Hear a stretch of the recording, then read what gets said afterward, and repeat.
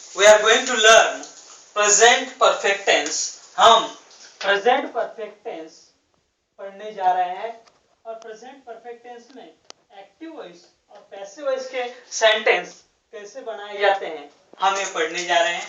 Present perfect tense में active voice में have has और मेन वर्ब का third form past participle use किया जाता है। हिंदी सेंटेंस के लास्ट में या है, ई है, यानी गया है, गई है, पाया है, पाई है, रोया है, रोई है, इस तरह से या है, ई है आते हैं तो प्रेजेंट परफेक्ट टेंस होता है। हम हैव हैज और मेन वर्ब का third form past participle use किया करते हैं। और पैसिव वॉइस में प्रेजेंट परफेक्ट टेंस में हिंदी सेंटेंस के एंड में लास्ट में किया गया है, यानी प्रशंसा की गई है, अभ्यास किया गया है, यानी व्यवस्था की गई है, किया गया है या किया गई है, ये शब्द आते हैं तो प्रेजेंट परफेक्ट टेंस में पैसिव वॉइस होता है हैव हैज। और यहाँ पर बी का थर्ड फॉर्म यूज किया जाता है और पैसिव वॉइस में कहीं भी कभी भी मेन वर्ब का पास्ट पार्टिसिपल यूज किया जाता है। देखिए, उन्होंने मेरे कार्य की प्रशंसा की है, ये प्रेजेंट परफेक्ट टेंस का एक्टिव वॉइस है और मेरे कार्य की प्रशंसा की गई है, ये पैसिव वॉइस है प्रेजेंट परफेक्ट टेंस का। देखिए, पहला सेंटेंस हम अंग्रेजी में बनाने वाले हैं। सबसे पहले हमें सब्जेक्ट ढूंढना होता है। इस सेंटेंस में सब्जेक्ट है उन्होंने, उन्होंने के लिए आएगा दे। फिर सब्जेक्ट ढूंढने के बाद दूसरे किसी भी शब्द को न देखते हुए सीधे सीधे उस वाक्य के एंड में जहां पर पूर्ण विराम होता है वहां पर कौन सा शब्द होता है यह हमें देखना होता है। इस सेंटेंस के लास्ट में यहाँ पर है के लिए आएगा हैव, नहीं तो हैज। ये उन्होंने अनेक वचन होने की वजह से इस है के लिए आएगा हैव। दे हैव प्रशंसा करने का थर्ड फॉर्म पास्ट पार्टिसिपल है एडमायर्ड और उसके अगली ओर मेरा कार्य के लिए माय वर्क। देखिए, they have admired my work. देखिए, सब्जेक्ट है उन्होंने, उन्होंने के लिए दे। इस सेंटेंस के लास्ट में एक के ऊपर है के लिए हैव, दो के ऊपर प्रशंसा करने का थर्ड फॉर्म है एडमायर्ड, मेरे कार्य के लिए my work. They have admired my work. उसका पैसिव वॉइस है मेरे कार्य की प्रशंसा की गई है। यहाँ पर प्रशंसा करने वाला एक्टिव सब्जेक्ट नहीं है, यहाँ पर ऑब्जेक्ट है मेरा कार्य, ये ऑब्जेक्ट ही यहाँ पर सब्जेक्ट होता है। माय वर्क इस सेंटेंस के लास्ट में एक के ऊपर है के लिए हैज, माय वर्क हैज। ये गई बी का थर्ड फॉर्म आता है यहाँ पर माय वर्क हैज बीन और प्रशंसा करने का थर्ड फॉर्म है admired। देखिए, my work has been admired। देखिए, सब्जेक्ट है my work, है के लिए आएगा has, गई यानी बी का थर्ड फॉर्म आएगा been, प्रशंसा करने का थर्ड फॉर्म है admired। my work has been admired। अगला सेंटेंस है उन्होंने सभी व्यवस्था की है। इसका पैसिव वॉइस है सभी व्यवस्था की गई है। सबसे पहले ये एक्टिव वॉइस है और ये पैसिव वॉइस है। सबसे पहले हमें सब्जेक्ट ढूंढना होता है, उन्होंने के लिए आएगा दे। फिर उसके बाद दूसरे शब्द को न देखते हुए सीधे सीधे उस सेंटेंस के लास्ट में कौन सा शब्द है ये देखना होता है। इस सेंटेंस के लास्ट में एक के ऊपर है के लिए आएगा हैव। दे हैव व्यवस्था करने का थर्ड फॉर्म है मैनेज्ड और सभी के लिए एवरीथिंग। देखिए, दे हैव मैनेज्ड एवरीथिंग। अगला सेंटेंस है सभी व्यवस्था की गई है।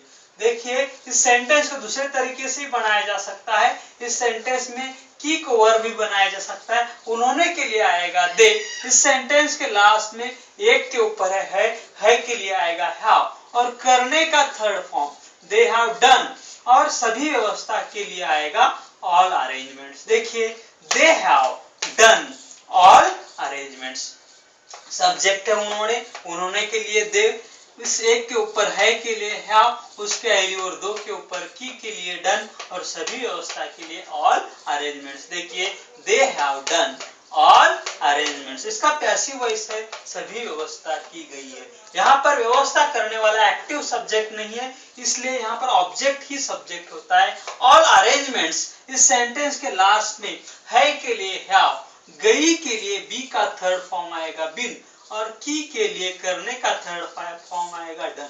देखिए, all arrangements have been done. फिर से देखिए, they have admired my work has been admired. They have done all arrangements have been done. इस तरह से हमने प्रेजेंट परफेक्ट टेंस में एक्टिव वॉइस और पैसिव वॉइस में सेंटेंस कैसे बनाए जा सकते हैं यह पढ़ा है। और ये जो रिवर्स न्यूमेरिकल मेथड है 1 2 3, इस रिवर्स न्यूमेरिकल मेथड पर डिपेंडेंट मैंने यह किताब लिखी है जिसका नाम है speech challenge to speak English. इसके पहले 5-6 पन्नों पर ये जो शब्दों के नीचे 1 2 3 4 ये जो नंबर्स दिए गए हैं, ये नंबर्स किसी भी वाक्य को कैसे दिए जा सकते हैं, इसके 10-15 रूल्स पहले 5-6 पन्नों पर दिए गए हैं। उसके बाद अंग्रेजी में सबसे इंपॉर्टेंट होता है टेंस। हिंदी सेंटेंस के लास्ट में कौन से शब्द आए तो कौन सा टेंस होता है, हमें कौन से सहायकारी क्रियापद और कौन से मेन वर्ब का कौन सा फॉर्म यूज करना होता है, ये यहाँ पर पहले पन्ने पर क्लियरली दिया गया है। उसके बाद हर टेंस पर इस तरह से 15-20 सेंटेंसेस है। वह सेंटेंसेस वह वाक्य इस तरह से हिंदी में भी नंबर और अंकों के साथ है और उसके नीचे अंग्रेजी में भी नंबर और अंकों के साथ है। उसके बाद can could should would may might must आज्ञार्थी वाक्य प्रश्नार्थी वाक्य, डिग्री का यूज कैसा करना चाहिए, पैसिव वॉइस का यूज कैसा करना चाहिए, प्रीपोजिशन का यूज कैसा करना चाहिए, फिर letter writing, essay writing, report writing, news writing, interviews, conversation. Even MPSC UPSC में जो भी कुछ पूछा जाता है, आईएएस आईपीएस एग्जाम में जो कुछ अंग्रेजी के बारे में पूछा जाता है वो सभी भाग यहाँ पर लिया गया है। लेकिन जो भी भाग हो इस पहले पन्ने पर वह हिंदी में इन नंबरों के साथ, इन अंकों के साथ है। उसके अगले पन्ने पर वही भाग अंग्रेजी में इन नंबर के साथ, इन अंकों के साथ है। लेकिन विद्यार्थियों को यह किताब कैसे पढ़नी है ये भी इम्पोर्टेंट है।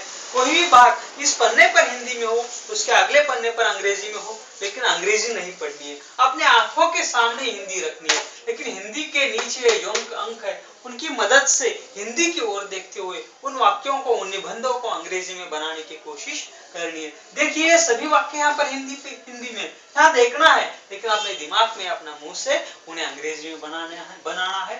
They have admired my work. My work has been admired. They have done all arrangements. All arrangements have been done. इस तरह से पूरा किताब हिंदी की ओर देखते हुए उसके नीचे जो अंक है अंकों की मदद लेते हुए अंग्रेजी में बनाने की कोशिश करनी है। पहली बार आप जो कोशिश करोगे तो आपकी स्पीड, आपकी गति बहुत धीरे धीरे होगी, लेकिन जैसे जैसे एक एक पन्ना आप पढ़ते जाओगे 15-20 दिन के बाद ऐसी स्पीड आप प्राप्त करोगे कि 15-20 दिन के बाद ये पूरा किताब, इसमें से पूरे निबंध, पूरे पत्र, पूरे भाषण आप हिंदी की ओर देखते हुए, मैं जिस स्पीड से आपसे हिंदी बात कर रहा हूँ उस स्पीड से आप सभी वाक्य, सभी निबंध अंग्रेजी में बोल सकोगे। इतना करने के बाद अपने इस कंप्यूटर में, अपने इस दिमाग में एक सॉफ्टवेयर क्रिएट होता है। फिर आपके दिमाग में कोई भी सेंटेंस आया हो, फिर इन नंबरों की, इन अंकों की जरूरत नहीं पड़ती। फिर अपने दिमाग में आया हुआ कोई भी सेंटेंस हम स्पीड से, जिस स्पीड से हम हिंदी बोलते हैं उस स्पीड से अंग्रेजी बोल सकते हैं, और इतने स्पीड से अंग्रेजी बोलने के बाद हम अंग्रेजी इजीली बोल सकते हैं। अब आपके दिमाग में यह सवाल होगा कि इतने सिंपल टेक्निक से, सिंपल तरीके से अंग्रेजी बोलने को सिखाने वाला है, पढ़ाने वाला है किताब, मैं जल्द से जल्द कैसे प्राप्त कर सकता हूँ, यह सवाल आपके दिमाग में पैदा हुआ होगा। इसके लिए हमने सिंपल सा एक जरिया आपके लिए इम्प्लीमेंट किया है कि हमारा जो मोबाइल नंबर है, देखिए हमारा मोबाइल नंबर क्या है, 8983006177।